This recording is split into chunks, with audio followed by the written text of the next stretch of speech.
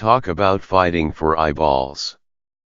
Squeezed in between the Super Bowl and the Oscars, competing with the Olympics for attention, the first fashion month of the post-Weinstein era may be easy to overlook. And yet, as the style circus moves from New York, where it begins on Thursday, to London and Milan, before finally coming to an end in Paris on March 6, there will be much to see, including designer debuts, political statements, and many rumors to tease the ears. Here's what we'll be watching for, and what you need to know about the forces that will shape our wardrobes in the months to come. Last year at this time, fashion became, at least in New York, as politicized as it has ever been, with words and phrases themselves appearing on catwalks and clothing. There's a good chance the trend will continue, given the recent popularity of using fashion to make a statement everywhere, from the Golden Globes to the State of the Union speech. Curious showgoers will keep their eyes peeled not just for pins. Time's Up and Recky Taylor are possibilities, judging by the president's address, but also for slogans and shapes. And speaking of Time's Up, or rather, Marchesa is back, kind of.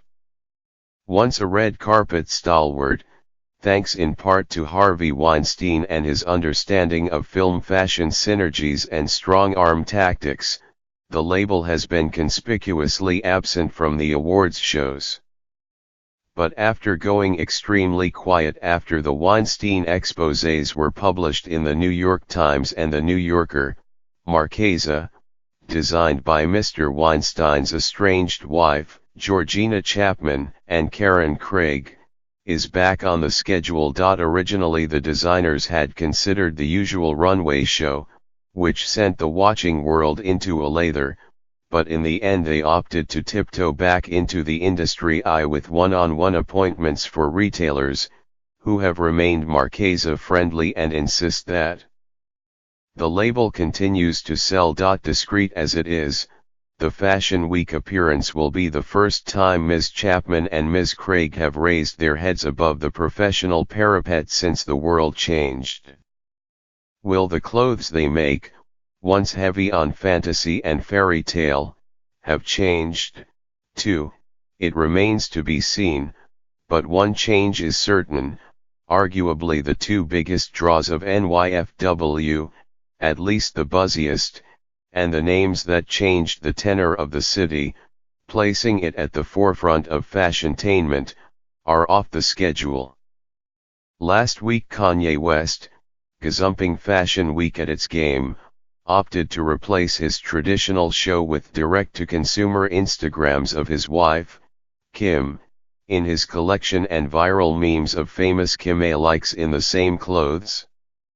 As for Rihanna, well, all we know is that her Fenty x Puma brand is not on the schedule, and the company is staying mum about future plans. This will make for a very quiet New York Fashion Week, even taking into account Philip Plein, whose characteristically humble self-titled show Space Invasion, Conqueror of the Universe will feature a guest appearance by Migos. These days it just isn't Fashion Week without at least some designer churn or experimentation with format.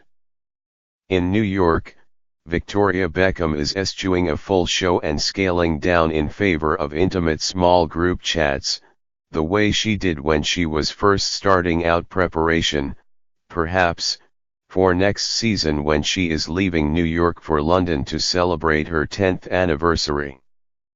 This will also be Alexander Wang's last show during official New York Fashion Week. He is moving to June and December later this year, though what sort of #WangFest is in the offing is still a mystery. The big goodbye in London will be Christopher Bailey, holding his last show for Burberry after 14 years as designer. And in Paris, Celine's first post-Phoebe Philo collection will be created by the internal team in order to better clear the decks for Hedi Slimane's big debut come September. Ms. Philo's last collection was pre-spring, which will be released in May. Bruno Frizzenai is also saying farewell to Roger Vivier after 16 years. New names to watch include Nathan Yenden, introducing his first collection for DVF in a low-key presentation. Logical, given that he only got the chief design officer job in January. Bottega Veneta is ocean hopping from Milan to New York to celebrate the opening of its biggest store in the world with the first ever show at the American Stock Exchange, where the designer Tomas Mayer collaborated with Scott Pask, the Book of Mormon, on the set, followed by a blowout party. In return, Tommy Hilfiger is bringing his #TomINowFunFest to Milan. And Poirot, the French design house that closed in 1929, will return to the Paris runway under a new chief executive, Anne Chappelle, of Haider Ackermann and Andy Muhlmeister, and the designer Yuking Yin. The treatment of models is still very much on the agenda, with health issues now having expanded to include sexual harassment. Condé Nast has put a new code of conduct in place to protect models on magazine shoots, but Sarah Ziff of the Model Alliance is skeptical about the efficacy of single-player action, and has corralled a host of industry insiders to lobby for a third-party watchdog and enforcer to truly change the culture. And models themselves are getting ever more vocal, using social media to call out brands that they felt behaved badly.